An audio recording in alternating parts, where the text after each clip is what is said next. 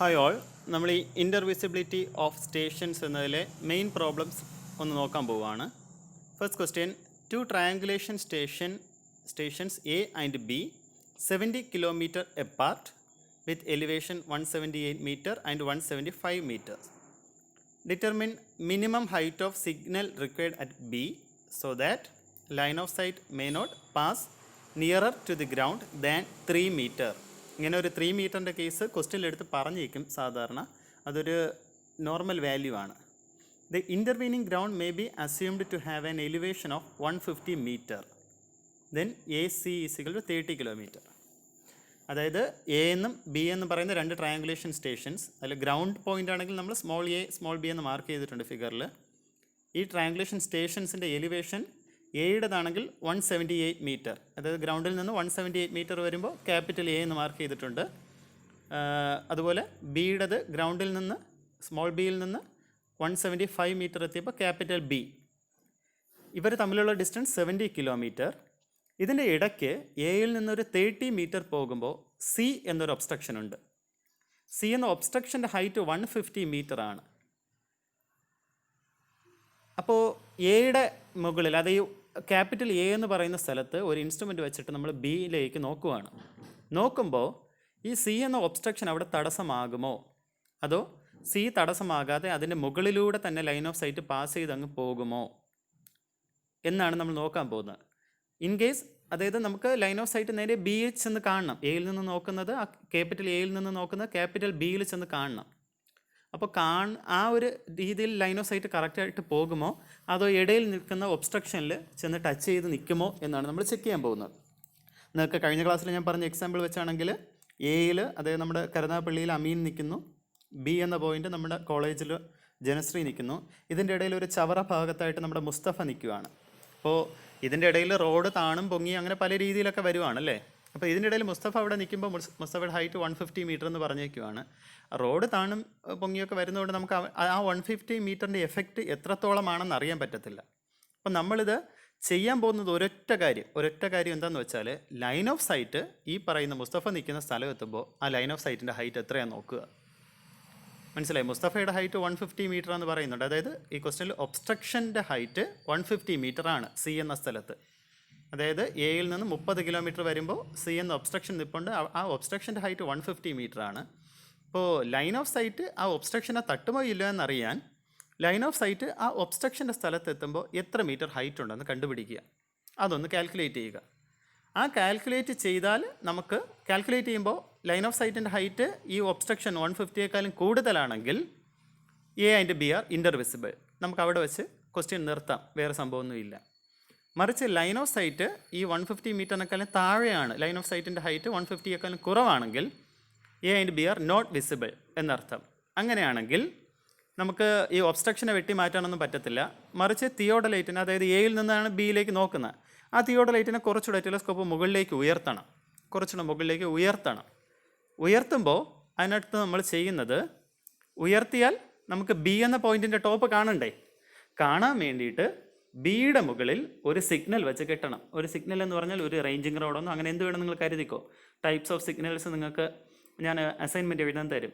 അപ്പോൾ ബി എന്ന പോയിൻറ്റിൻ്റെ മേലിൽ ഒരു സിഗ്നൽ വെച്ച് കെട്ടണം. എത്ര മീറ്റർ ഹൈറ്റിൽ സിഗ്നൽ വെച്ച് കെട്ടണം, അതാണ് നമ്മുടെ ക്വസ്റ്റ്യൻ. ഓക്കെ, അപ്പോൾ ഇതിൽ ക്വസ്റ്റ്യൻ ഫിഗറായിട്ട് വരുന്നത്, ആ താഴെ നിന്നിട്ട് D1 D2 മാർക്ക് ചെയ്തിട്ടുണ്ട്. എയും ബിയും തമ്മിൽ ഡിസ്റ്റൻസ് 70 കിലോമീറ്റർ എന്ന് മാർക്ക് ചെയ്തിട്ടുണ്ട്. എ മുതൽ സി വരെ 30 എന്ന് മാർക്ക് ചെയ്തിട്ടുണ്ട്. പിന്നെ എയിൽ നിന്നുള്ള മാക്സിമം വിസിബിൾ ഹൊറിസോൺ എന്ന് പറയുന്നത് ക്യാപിറ്റൽ എ മുതൽ സ്മോൾ ഇ വരെയാണ്. ബാക്കി അങ്ങോട്ട് ആ വിസിബിൾ ഹൊറിസോണിൻ്റെ ലൈൻ കണ്ടിന്യൂ ചെയ്താൽ അത് ചെന്ന് സ്മോൾ B1 ടച്ച് ചെയ്യും. മനസ്സിലായല്ലോ? Small B and small B1. Small B മുതൽ ക്യാപിറ്റൽ ബി വരെയുള്ള ഡിസ്റ്റൻസാണ് 175. ഇനി ആ ഗ്രീനായിട്ട് വരച്ചിരിക്കുന്നത് വരെയാണ് ക്വസ്റ്റ്യൻ ഫിഗർ. ഗ്രീനായിട്ട് വരച്ചിരിക്കുന്ന വരെ, അതിന് മുകളിലേക്കുള്ളത് പിന്നെ കാൽക്കുലേഷൻ ചെയ്ത് നമ്മൾ അവിടെ മാർക്ക് ചെയ്യുന്നതാണ്. ഓക്കെ, നിങ്ങളും നോട്ട്ബുക്കിൽ വരയ്ക്കുമ്പോൾ ഇതുപോലെ 2 കളറിൽ തന്നെ മാർക്ക് ചെയ്യണം. അപ്പം നമ്മളിവിടെ കാൽക്കുലേറ്റ് ചെയ്യാൻ പോകുന്നത് ലൈൻ ഓഫ് സൈറ്റ് സിയിൽ എത്തുമ്പോഴുള്ള ഹൈറ്റാണ്. ഈ ഗ്രീനായിട്ട് വരച്ചിരിക്കുന്നതാണ് ലൈൻ ഓഫ് സൈറ്റ്. നിങ്ങളത് അവിടെ അങ്ങനെ മാർക്ക് ചെയ്യണം കേട്ടോ. ഇനിഷ്യൽ ലൈൻ ഓഫ് സൈറ്റ് എന്ന് ആ ഗ്രീൻ വരച്ചിരിക്കുന്നത് മാർക്ക് ചെയ്യുക. ഇനിഷ്യൽ ലൈൻ ഓഫ് സൈറ്റ് സിയിൽ എത്തുമ്പോഴുള്ള ഹൈറ്റ് എന്ന് പറഞ്ഞാൽ C1 distance plus C1 C2 കണ്ടോ, രണ്ടായിട്ട് നമ്മൾ അതിനെ സ്പ്ലിറ്റ് ചെയ്യണം. C1 പ്ലസ് C1 C2 അതാണ് നമ്മുടെ ലൈൻ ഓഫ് സൈറ്റ് ഒബ്സ്ട്രക്ഷൻ്റെ സ്ഥലത്ത് എത്തുമ്പോഴുള്ള ഹൈറ്റ്.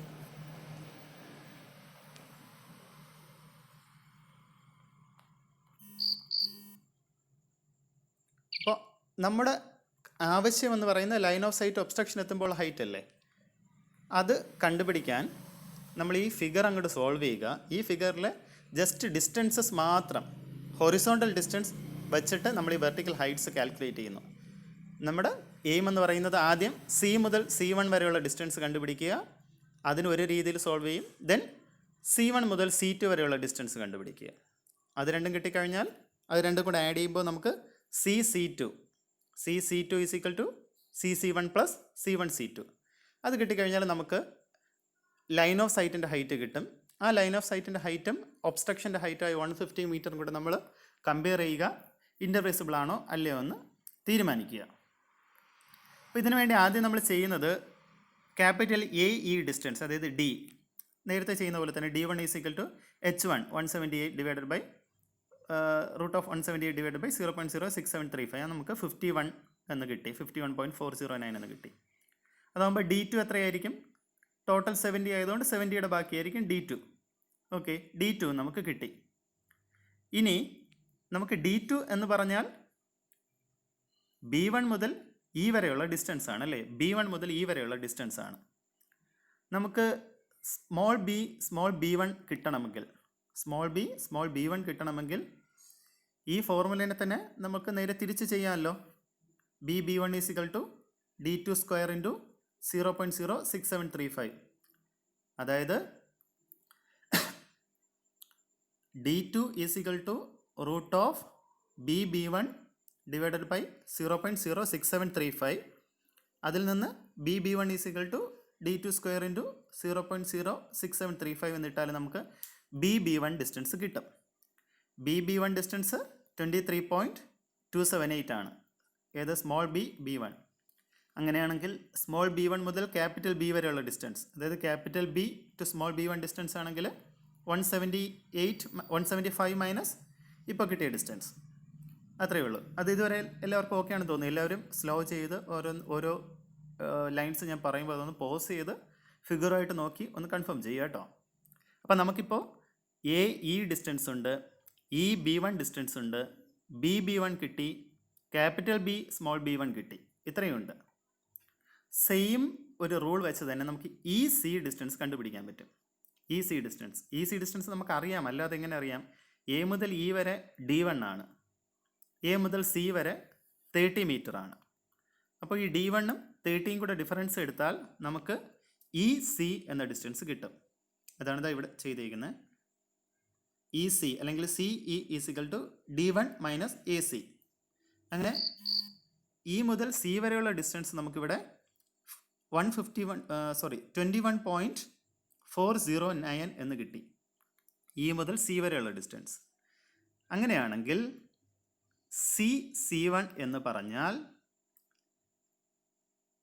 EC square into 0.06735. നമ്മളിത് ഇവിടെയൊക്കെ ഈ കാര്യത്തിലൊക്കെ അപ്ലൈ ചെയ്ത സെയിം റൂൾ, ഒറ്റ ഫോർമുല, ഈ ഒരൊറ്റ ഫോർമുലയേ ഉള്ളൂ. ഈ രീതിയിൽ തന്നെ നമുക്ക് എല്ലാം കാൽക്കുലേറ്റ് ചെയ്ത് പോകാൻ പറ്റും. CC1 is equal to CE square into 0.06735.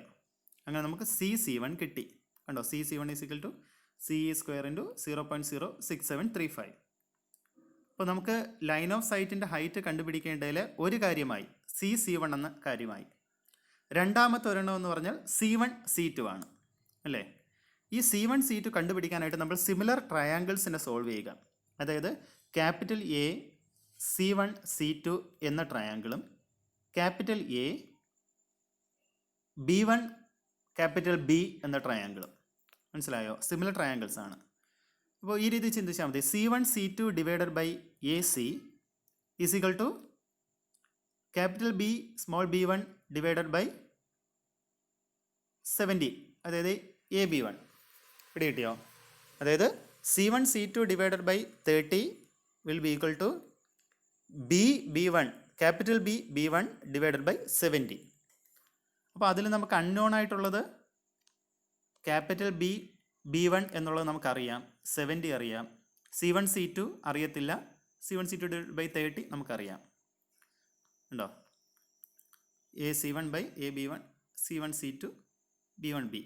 ഇത്രയേ ഉള്ളൂ. സിമിലർ ട്രയാങ്കിൾസ്, രണ്ട് ട്രയാങ്കിൾ അങ്ങ് സോൾവ് ചെയ്യുക. ഞാൻ ഈ പറഞ്ഞ കാര്യം ഒന്ന് റിപ്പീറ്റ് ചെയ്ത് കേട്ട് നോക്കുക. രണ്ട് ട്രയാങ്കിൾ സോൾവ് ചെയ്യുക. സോൾവ് ചെയ്യുമ്പോൾ നമുക്ക് C1 C2 എന്ന ഡിസ്റ്റൻസ് കിട്ടും. അപ്പോൾ C1 C2 65.024. ഇവിടെ C1 C2 നമ്മൾ 65.024 എന്ന് നമ്മളിപ്പോൾ അതാ കാൽക്കുലേറ്റ് ചെയ്തു. C1 നേരത്തെ കാൽക്കുലേറ്റ് ചെയ്തു. അതിൻ്റെ C1 C2 നമുക്കിപ്പോൾ രണ്ടാമത്തെ സിമിലർ ട്രയാങ്കിൾസ് വെച്ച് നമ്മൾ കണ്ടുപിടിച്ചു.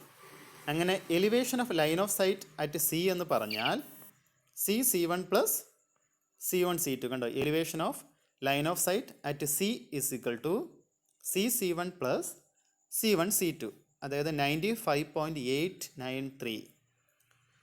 മനസ്സിലായോ? C എന്ന പോയിന്റ് എത്തുമ്പോൾ അവിടുത്തെ ലൈൻ ഓഫ് സൈറ്റിൻ്റെ ഹൈറ്റ് 95 പോയിൻറ്റ് സംതിങ്ങേ ഉള്ളൂ. പക്ഷേ സിയുടെ ഒബ്സ്ട്രക്ഷൻ്റെ ഹൈറ്റ് എത്രയാണ്? അതായത് മുസ്തഫ നിൽക്കുന്ന പോയിന്റിൻ്റെ ഹൈറ്റ് എത്രയാണ്? അല്ലെങ്കിൽ മുസ്തഫയുടെ ഹൈറ്റ് എത്രയാണ്? 150 മീറ്റർ. അപ്പോൾ ലൈൻ ഓഫ് സൈറ്റ് ഏകദേശം മുസ്തഫയുടെ നെഞ്ചത്ത് നിന്ന് ഇടിച്ച് നിൽക്കും, മുസ്തഫയുടെ മുകളിലൂടെ പോകത്തില്ല. അതായത് നമുക്ക് ഇപ്പുറത്തെ സൈഡിലേക്ക് കാണാൻ പറ്റത്തില്ല. സി എന്ന ഒബ്സ്ട്രക്ഷനിൽ ചെന്ന് ഇടിച്ച് നിൽക്കുന്നു. Line of sight fails to clear C. എത്ര മീറ്ററിലാണ് ഫെയിലായേ? കണ്ടോ? Height of C is 150 metre. Line of sight fails to clear C with an elevation of എത്ര മീറ്ററാണ് ബാക്കിയുള്ളത്? സിയുടെ എലിവേഷൻ 150 ആയിരുന്നു, പക്ഷേ ലൈൻ ഓഫ് സൈറ്റ് 95.893 ഉള്ളൂ. അപ്പോൾ ഫെയിൽസ് ബൈ 50.107 മീറ്റർ. പിന്നെ അപ്പോൾ A and B are not intervisible. അവിടെ നമ്മൾ തീരുമാനിച്ചു എയും ബിയും നോട്ട് ഇൻ്റർവിസിബിൾ ആണ്. അപ്പോൾ നമ്മൾ ഇനി ചെയ്യാൻ പോകുന്ന ഈ ലൈൻ ഓഫ് സൈറ്റിനെ ഉയർത്തുന്നു.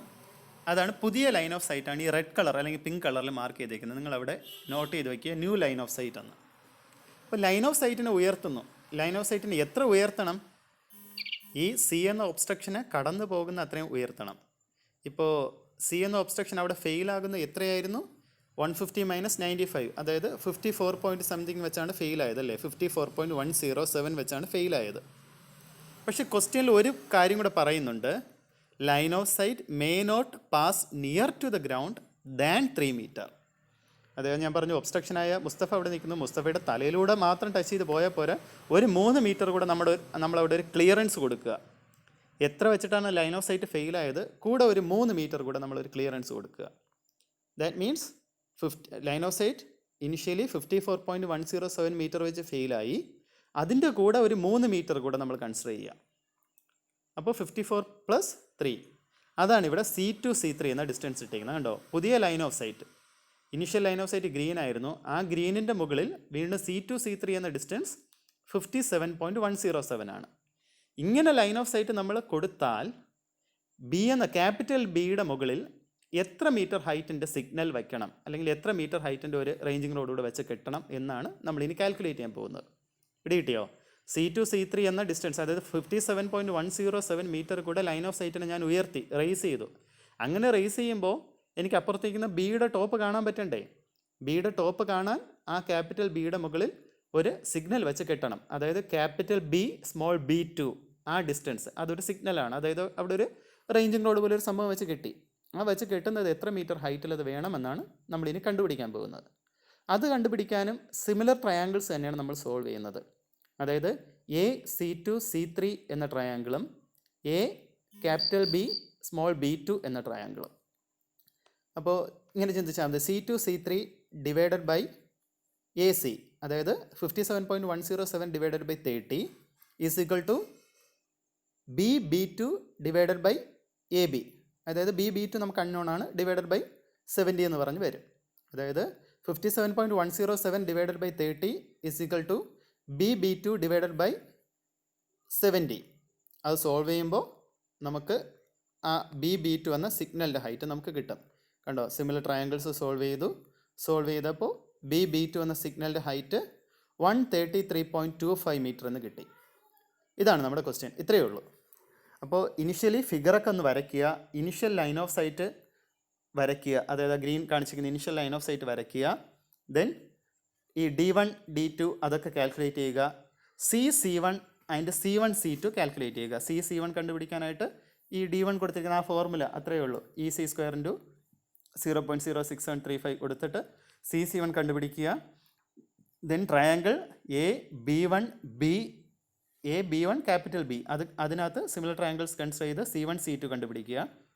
അങ്ങനെ C2 എന്ന ഡിസ്റ്റൻസ് ക്യാപിറ്റൽ C മുതൽ C2 വരെയുള്ള ഡിസ്റ്റൻസ് കണ്ടുപിടിക്കുമ്പോൾ elevation of line of sight at obstruction കിട്ടും. ആ കിട്ടുന്നത് ഒബ്സ്ട്രക്ഷനെക്കാളും ഹൈറ്റ് ആണോ, ലൈൻ ഓഫ് സൈറ്റിൻ്റെ ഹൈറ്റ് ഒബ്സ്ട്രക്ഷനെക്കാളും ഹൈറ്റ് ഉണ്ടോ നോക്കുക.